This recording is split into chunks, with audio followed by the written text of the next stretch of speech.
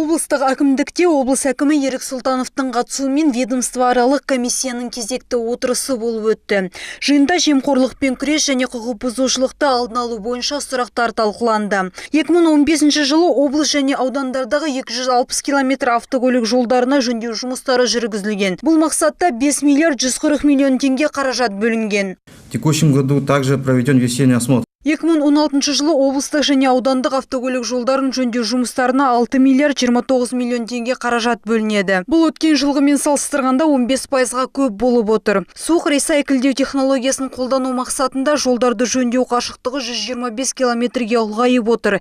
Яғни биылғы жылы 385 километр автокөлік жолдарын жөндеу жоспарланып отыр. Жиында табиғатты қорғау саласындағы жемқорлық заң бұзушылықтар аясында атқарылып жатқан профилактикалық жұмыстар туралы сөз қозғалды. Ағымдағы жылы экология заңнамасына сәйкес 193 бұзушылық тіркелген. 181 бойынша әкімшілік айыппұл тағылып отыр. С начала 2016 года 2016 жылдың 7 айында департамент 86 табиғат пайдаланушы бойынша тексеріс жүргізді. 181 бұзушылық негізінде 20 миллион 319 мың 916 теңге айыппұл салынып отыр.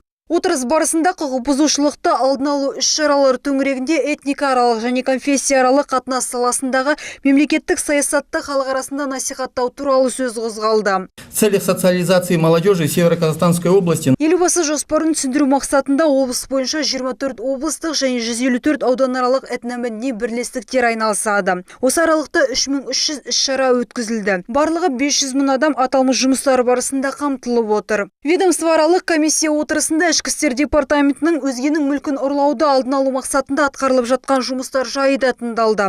Жүргізілген сараптамаға сәйкес пәтер ұрлығы ең көп орын алатын болып отыр. Содан кейін ұялы телефон және мал ұрлау фактісі. с учетом анализа совершенных преступлений Жыл басынан бері пәтер иелері кооперативтері мен күзет субъектілерінің басшыларымен 3 жұмыс кездесуі, халықпен 600 кездесу өткізілді. Қазір қаладағы 1015 пәтер күзет қарамағында, ал 4809 пәтерде кодталған құлып пен домофон орнатылған. Отырыс барысында білім саласында құқықтық сауаттылықты арттыру мақсатында жасалып жатқан жұмыстар жайы да тыңдалды.